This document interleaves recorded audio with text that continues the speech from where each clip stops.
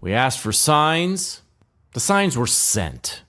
The birth betrayed, the marriage spent, the widowhood of every government, signs for all to see. I can't run no more with that lawless crowd, while the killers, in high places, say their prayers out loud. But they've summoned up a thundercloud, and they're going to hear from me. After this brief message.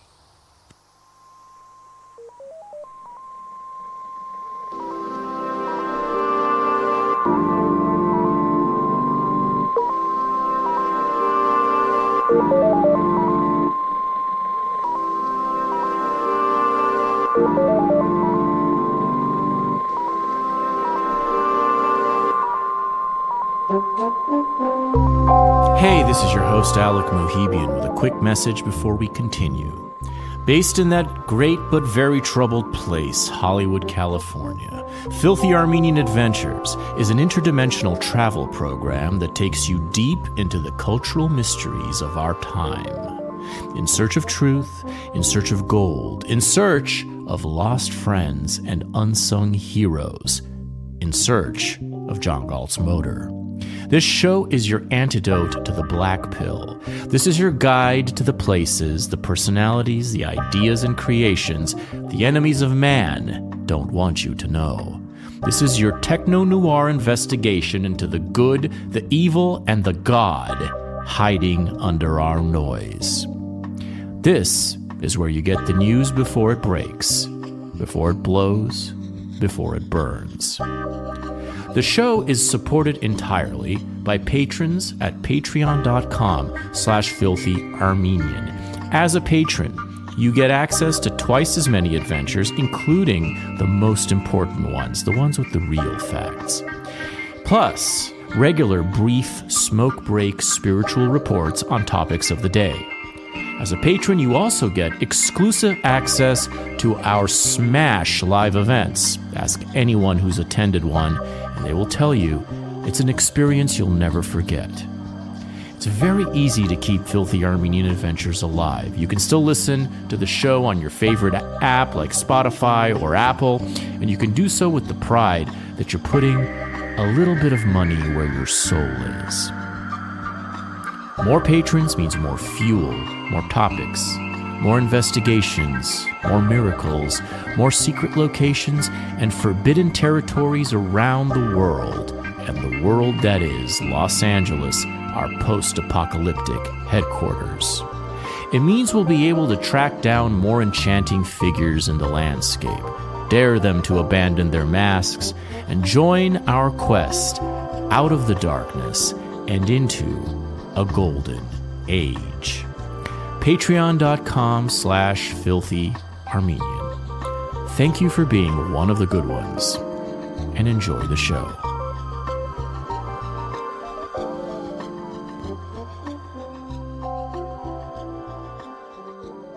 You are listening to Filthy Armenian Adventures.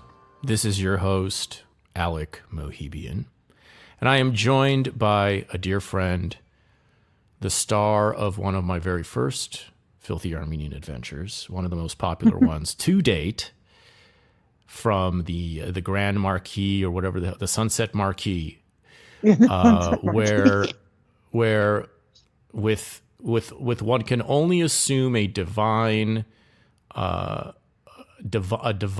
sense of approval and synchronicity. Tina Turner was the mural or the giant billboard of the week looming over their swimming pool. And I met for the first time Amanda Milius. And we had a 4-hour powwow at the cafe there, the outdoor cafe there at that rock and roll hotel nestled into right underneath Sunset Boulevard. And it's one of the most popular episodes. And all we did was talk about how we came to be who we are, and the history of rebel warrior conservatism that emanates from Los Angeles. And we've been so tight ever since, and we've shared many a good conversation. You've been on the back wall, of course, to sing the praises and the worships of Kobe Bryant, a common hero of ours, who's vanishing in 2020 marked for us the beginning of this dark age, symbolically. And we've talked a lot about that. Amanda, how are you? And what were you doing when you got the news of Charlie Kirk's assassination? Well, it's to start off, it's great to be back on with you, and have us talking about something that's not basketball. I feel like we've done more back wall episodes. I think it was last year that we did it during the playoffs, or year before. We did a couple years ago. Yeah, year before. I think it was the year before. It wasn't last year because I wasn't in Dallas yet.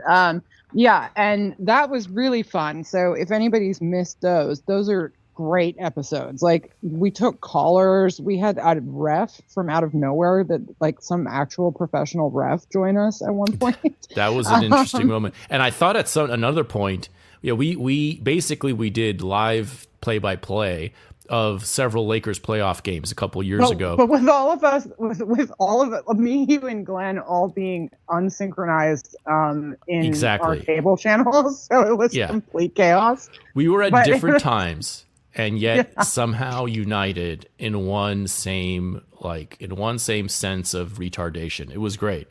Yeah, it was the stupidest sports broadcast ever, but it was so good. Yeah, that was excellent. I mean, that was really good times. I could hear Chick Hearn giggling from heaven during that completely discombobulated, totally discombobulated, asinine attempt to pay him tribute. One of these days, we tried, and one of these days, people will realize that it would be worth seating us at courtside or in the press or in the booth at an actual game for a real live broadcast. Absolutely. For the real people out there. Yeah, no, that we are fine sports broadcasters. We did a fine job. We did a fine job, and we will get even better with the support of Larry Ellison and his new media empire. Yes, we would do great work with that. So yeah, I guess we haven't done anything recorded since then. No, so, and this is your second time ever on Filthy Armenian Adventures. You have not been on since that February. Since the hotel, right? Since the hotel, which was February, March 2022. It's been a while.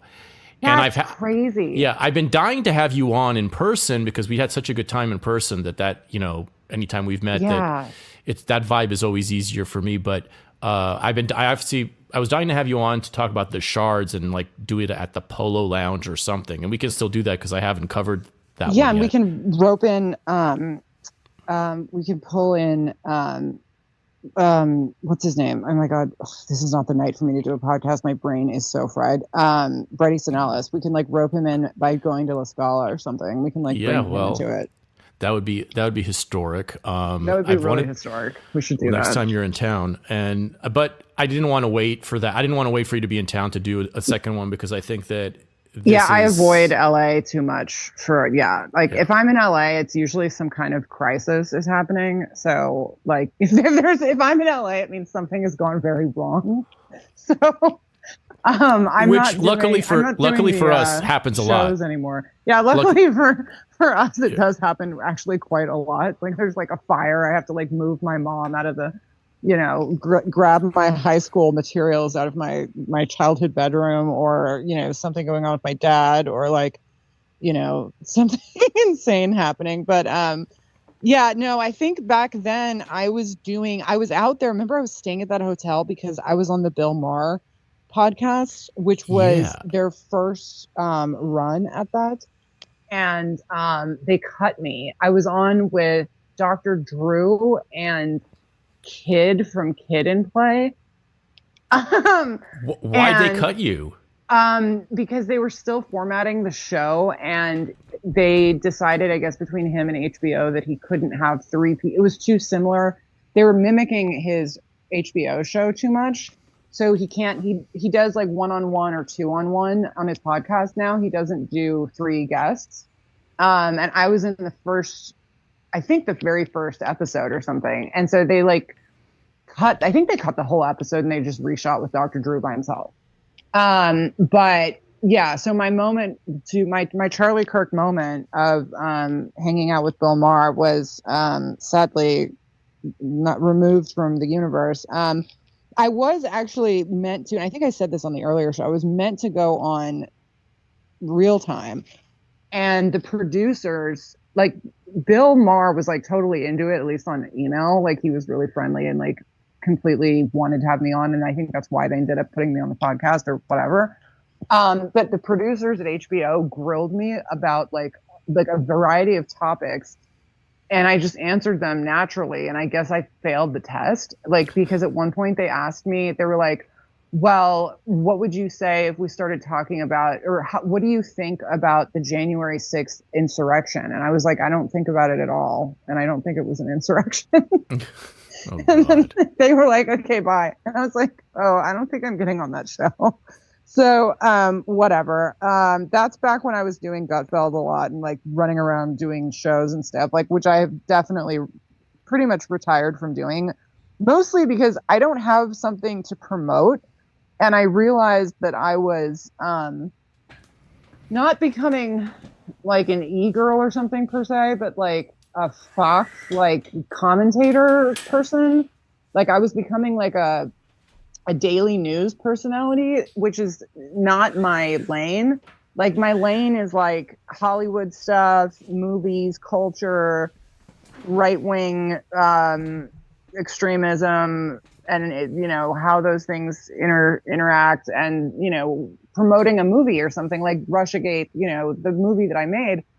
And I started to go on these shows, and I found myself like answering questions about like trannies in sports. Drag Queen Story Hour with Amanda Milius. Why the fuck does anyone care what I think about this? Like, why would anyone want to hear from me about this? Like, and I was like, this has gone too far. Like, I need to stop doing like appearances. Like, I can see how it becomes kind of like addicting, because I think, you know, I got more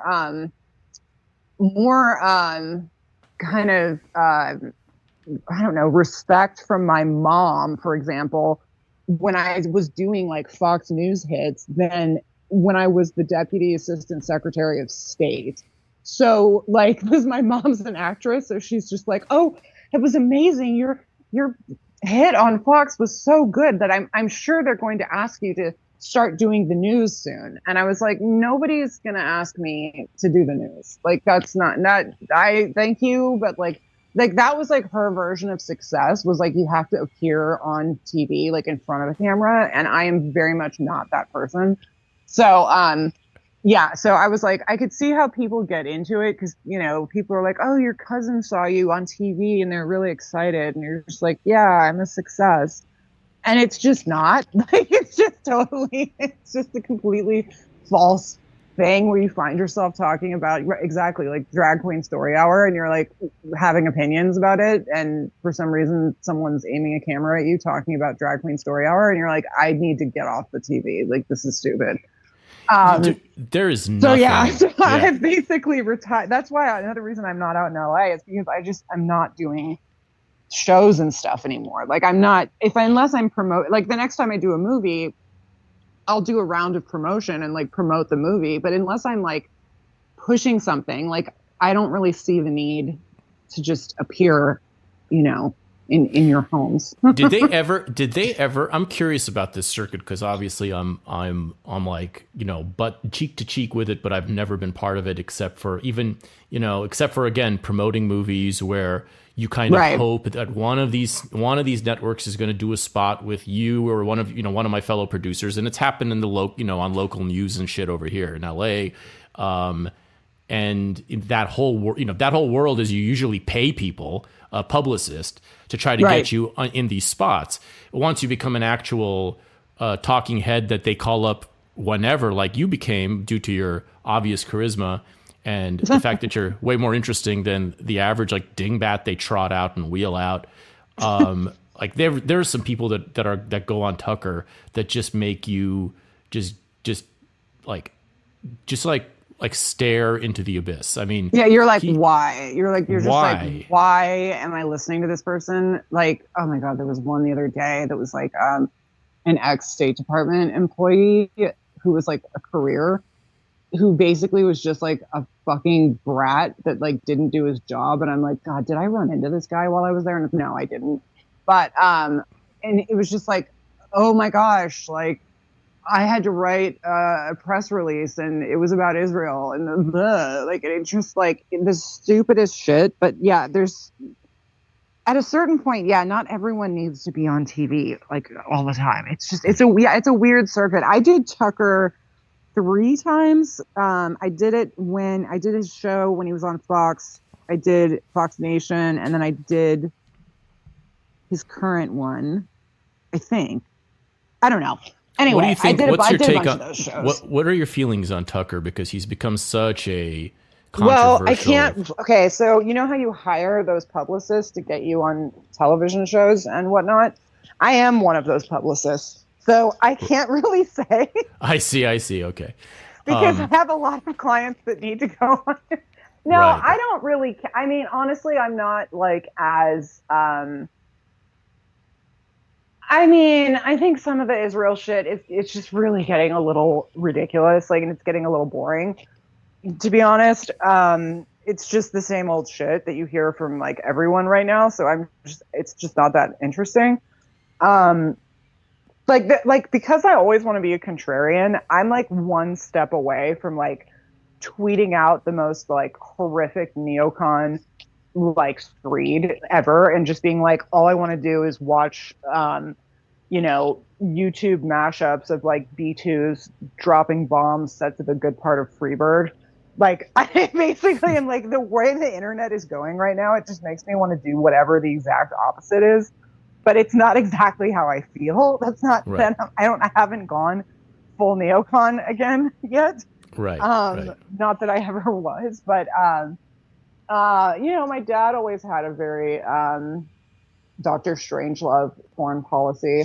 So I appreciate that, but that's not exactly where I stand. But like the way everybody is acting these days makes me want to just go full Dr. Strangelove. But yeah, so I mean, I don't like. Look, Tucker is a very charismatic person, and he's endlessly entertaining to watch. So it's like the path that he's going down with this stuff is like, it's a little beneath him because he could be diving into more interesting things. But, he's still a really important voice that's out there. Like all of these people, like he's still really important. I mean, I watch freaking Nick Fuentes. Like, I don't care like almost what the person is going on about. Like I'm almost more of like a charisma watcher. In some senses, I mean, sometimes I just want to hear the news from the most charismatic place I can find it. But it doesn't, mean that I'm on board with everything that they say. But yeah, I don't know. And I've also just been kind of checked out on like the whole right-wing news feed in general. Like I'm just so over it, and it's like so dark right now that and everything's frustrating. Like I'm frustrated with the administration. Like I'm just kind of like trying to check out, but I can't because I still work in the news, sort of. I still do PR, so it's it's almost like work. You know what I mean? So it's not really like as fun as it was like in 2015, 2016. We were all just like watching the news like it was entertainment because everything was exciting and everything was changing and we were all going to take over the world and it was like amazing. It's just not really that vibe anymore. Well, I'm like I've been questioning some things too. I'm no longer. I mean, I just find the fact that this isn't about right-wing news per se, but I was talking about this with Jack on the last episode following the assassination, where we went on a total scorched earth tirade against all the bullshit that was going to be enacted and activated to make people forget about what happened, or to scramble the airwaves, to jam the signals, to poison, to kind of cloud the air with poison. And sure enough, we were like wondering what was going to be the Kamala is brat, JD Vance couch of this cycle. What was going to be the thing that they use, that they are able to like actually use to make people forget about what happened and who it happened to and who did it. And sure enough, it congealed into the form of Jimmy fucking Kimmel. Jimmy Kimmel was... Oh, that was really painful. I mean, and I'm just like, good. I'm glad that happened. I'm glad that happened so that everyone can see it, like everyone can see this in real time now in slow motion. But also I'm glad that it happened because I've been hating like comedians for so long now. Like from the beginning of this podcast 4 years ago, like one of my early episodes was all about the stand-up question. And when Dave Chappelle was being promoted as this like voice of the nation type of thing, who's so based and so on. Right. Oh, like because like they'll agree with us on one thing, the whole like right wing goes completely berserk, and it's just like he's our guy. Yeah, and they're only doing that so that they can kind of like signal to the temporarily embarrassed Democrats that it's okay to stay on the Democrat plantation. You can think the trans stuff is crazy and still be a Democrat. You can think this or that is crazy and still be a Democrat, like me. And that's his whole purpose. Jimmy Kimmel is not the same, doesn't serve the same role. No. He's just a DNC spokesman on the Tonight Show, and he didn't used to be that way. Gavin McInnes was on the air. There was a clip of Gavin McInnes blaming Jimmy Kimmel's liptardation on his second wife Molly, which serves the point that we were making with Jack, that liptard wife, liptard life. It's not okay to have a liptard life. That's actually, you know what? I've made that argument many times, but all of the men in the world don't seem to listen. No, I am. I'm very lucky that I have a boyfriend that gets that point. But yes, that's an argument I've made a time or two. Yes, and even though I haven't met him, I sight unseen approve of your thank you right-wing boyfriend. And he's I'll tell him. Irish, right? You said? Yeah, can you believe that? Yeah. I was racist against the Irish my whole life, and then like God punished me by being like, "You're going to marry one." That's just how it is. There's like an old Armenian proverb to this effect, that whoever you're racist against. I feel like I've been hearing this from my grandmas were like telling me, because there were people around us who were like, watch out. Yeah, watch out. Because, apparently it comes true. I mean, I was like racist against people with red hair my whole life. And then like, look what happened. If you're anti-Semitic, you might as well just like order the challah for the wedding of your child now. Yeah, exactly. Get the challah, get the glass, get the whole thing. I mean, I'm not even doing a Jewish wedding, but it's true. It actually comes true.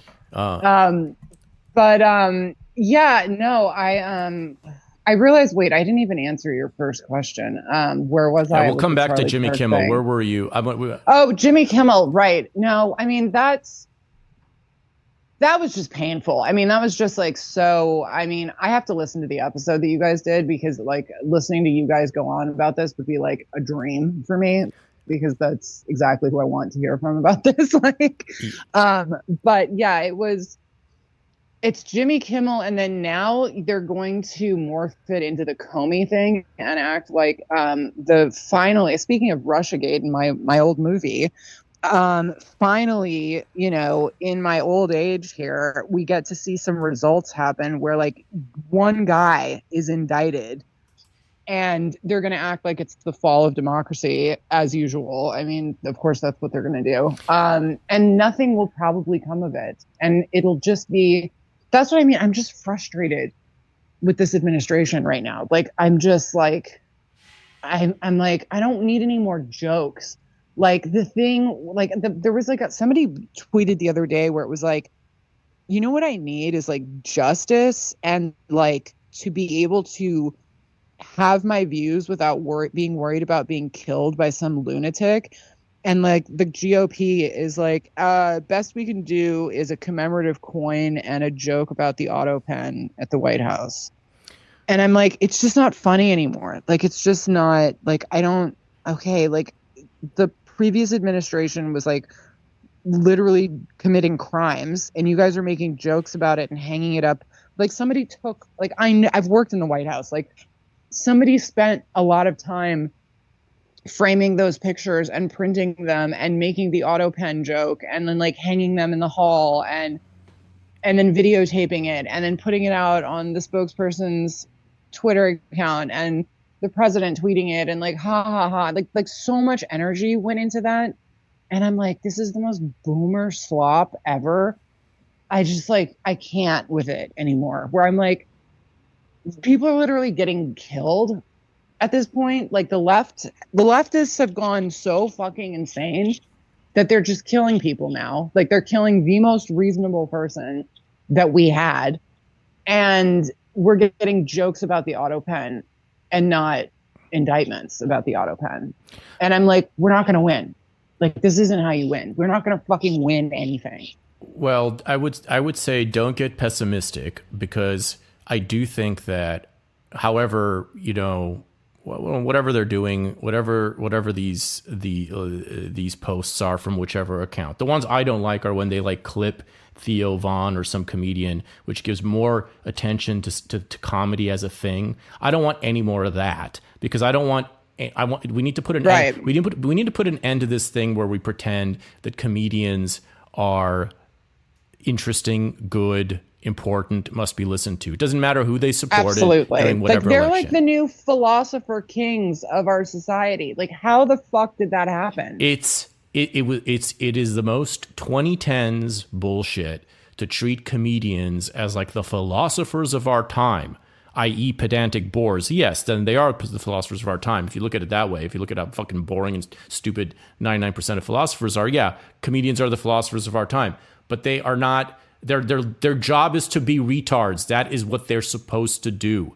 They're literally court jesters. They're court jesters. And we're treating them like they have a seat at the table. And it's they had a chance to be. So, they had their chance, right? They had their chance of a lifetime, chance of a historical epoch to be something like special when the last 10 years happened, when TDS happened, when everything went down, and it was a matter of, are you going to go along with it, or are you going to actually be a true dissident, subversive, courageous voice? There was so much comedy to be had in the last 10 years. There really was. And if they were courageous, and they didn't do anything. They didn't do anything. They totally fucking caved. They all caved.